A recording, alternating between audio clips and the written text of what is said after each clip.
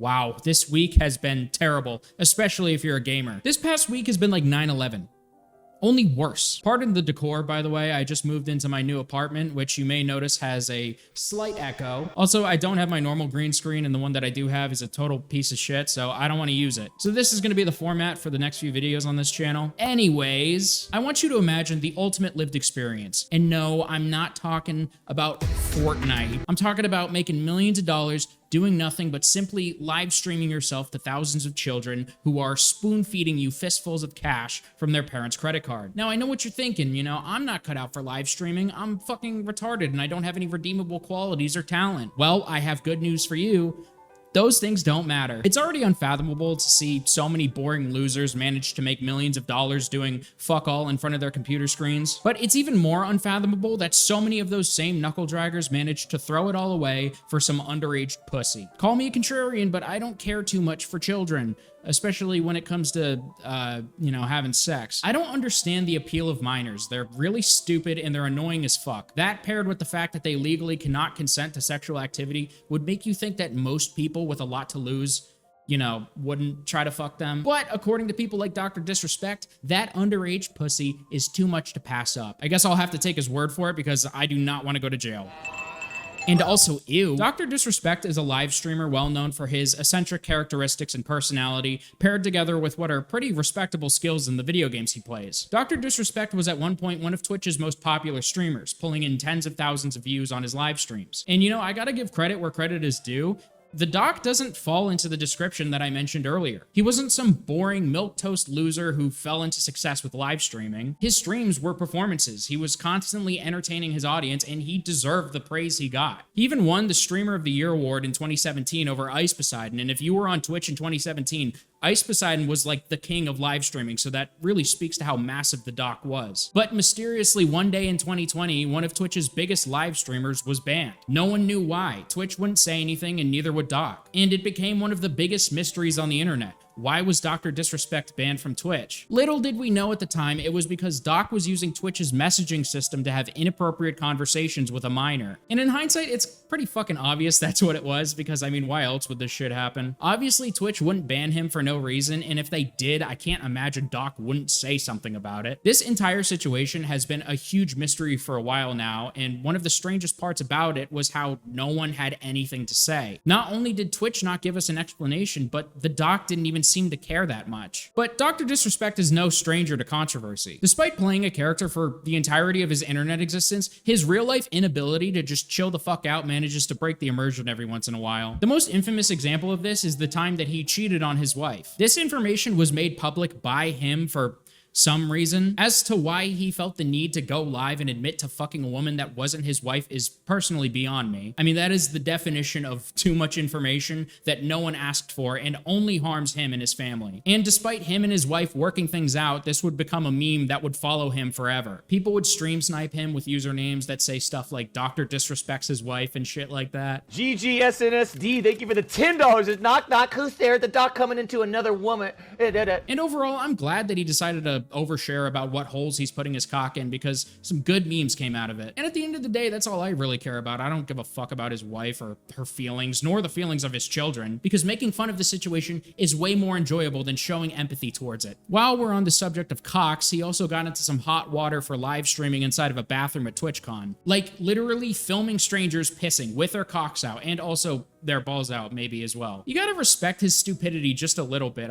He gains nothing from doing this shit. He's just retarded for the pure love of the sport. As to why a grown man thought it was appropriate or even like legal to film strangers using the bathroom is beyond my comprehension. I think he's genuinely just like a dumb person, honestly. He also might be a little bit schizophrenic because he spent like thousands of dollars on shungite, which is like magic rocks or something. He puts magic rocks around his house to suck up the energy or something. Like he's actually insane. There's three things that I've learned from all of his controversies. Number one, Dr. Disrespect has the self-control of a 13-year-old. Number two, Dr. Disrespect has the neurological framework of a roly-poly. And number three, hot dogs, hamburgers, chicken sandwich. I know that's a lot to comprehend, but stick with me because it's gonna get worse. Because as I've already mentioned, the doc got exposed for sending inappropriate messages to a minor. Like all internet dumpster fires, this entire situation started in the marketplace of ideas, otherwise known as Twitter. A former Twitch employee by the name of Cody Connors would take to Twitter and state the following. He got banned because he got caught sexting a minor in the then existing Twitch Whispers product. He was trying to meet up with her at TwitchCon. The powers that be could read in plain text. Case closed, gang. Closeted homosexual and less interesting version of Keemstar, Jake Lucky, would report on this story, and Dr. Disrespect would respond to Jake stating the following. Jake, seriously, I get it. It's a hot topic, but this has been settled.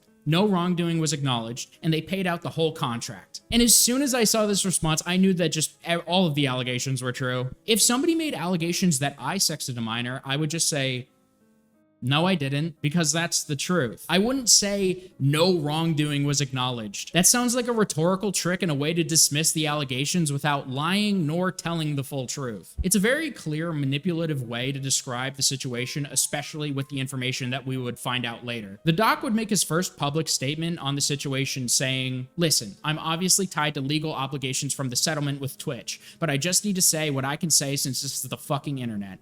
I didn't do anything wrong. All this has been probed and settled. Nothing illegal, no wrongdoing was found, and I was paid. Everyone's favorite fat retard Keemstar would respond with a very solid question to this. Bro, why won't you say I was not talking to a minor trying to meet up with her at TwitchCon like what was alleged? Which is a good point to consider because regardless of any legal obligations, why wouldn't you be able to dispel a rumor that isn't true and as a result would be completely unrelated to the settlement in question? Like if he was banned for viewbotting or something like that, something that has nothing to do with sexting minors, why wouldn't he just be able to say, no, I didn't do that? It's very clear already that these allegations are probably true, but it gets even worse when Dr. Disrespect's game studio, Midnight Society, announced that they would be cutting ties with him, saying, we assumed his innocence and began speaking with parties involved.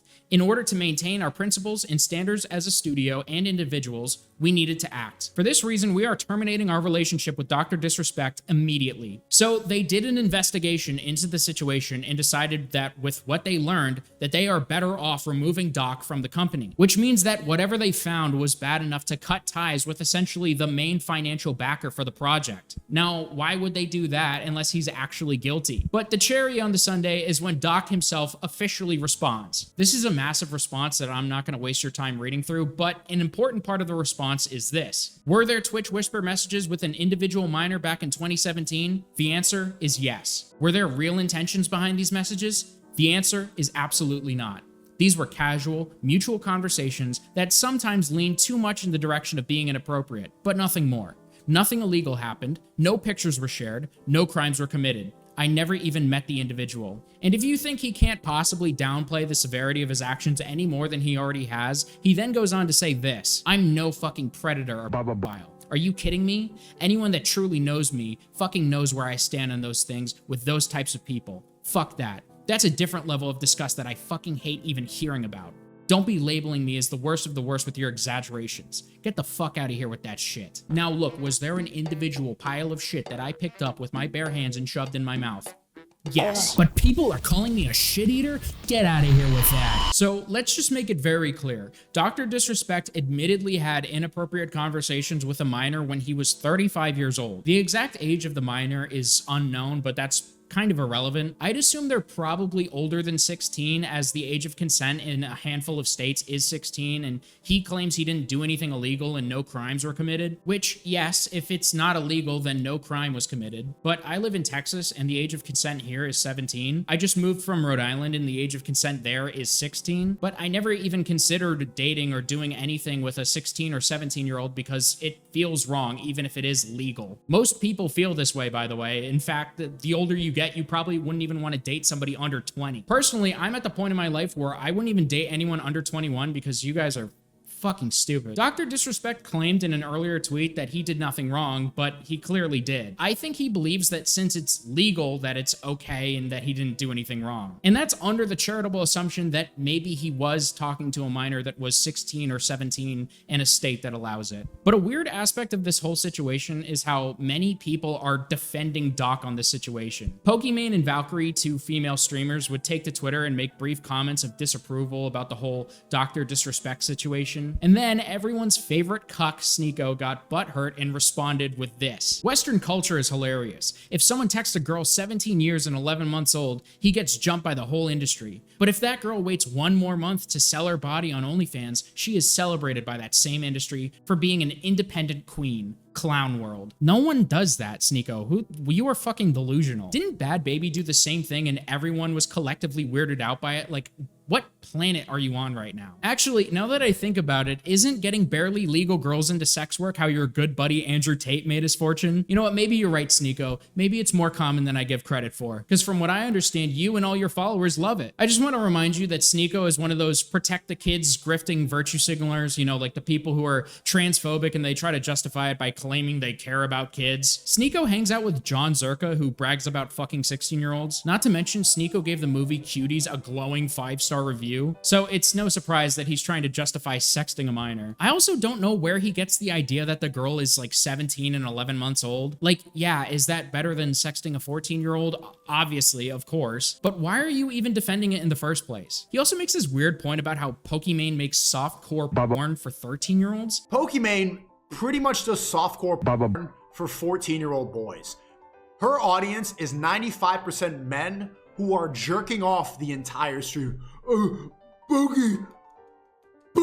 What are you, retarded? What the fuck are you talking about? I do not like Pokimane by any means, but she is not the one to go after for that, seriously. There is a real problem with that stuff on Twitch, but Pokimane is definitely not a part of that problem. There's other people you could go after for that. But overall, the craziest part of this whole situation is something I touched on earlier. It's obvious why Doc wouldn't want to say anything about the situation. Of course, he doesn't want to tell people why he was banned. But why was Twitch silent about it? Twitch, rather than making people aware of the potential threat that Doc poses to minors, they kept it under wraps. But not only that, Doc claims he was paid out of his contract. You would think there would be some merit to terminating his contract when he does something like that, but he was paid out. Why? Well, there's a few theories as to why Twitch didn't want this to be public. Number one is that Twitch went through Doc's DMs, which clearly shows that any DMs you sent on Twitch were not private, which I'm not too convinced by. Like, it's kind of a no-brainer. Like, obviously Twitch has access to messages that you send on their platform. Another theory is that Twitch didn't want to expose that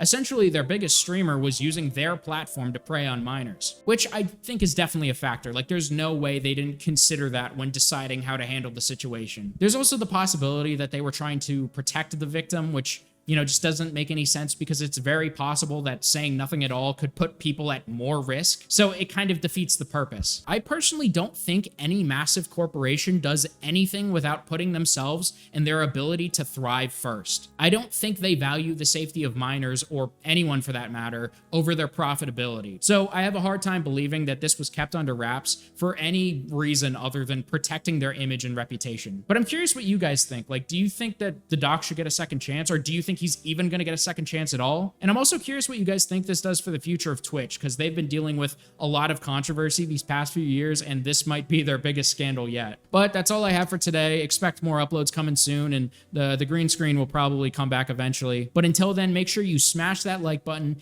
and subscribe for epic sex. And I'll catch you in the next one, guys. See ya.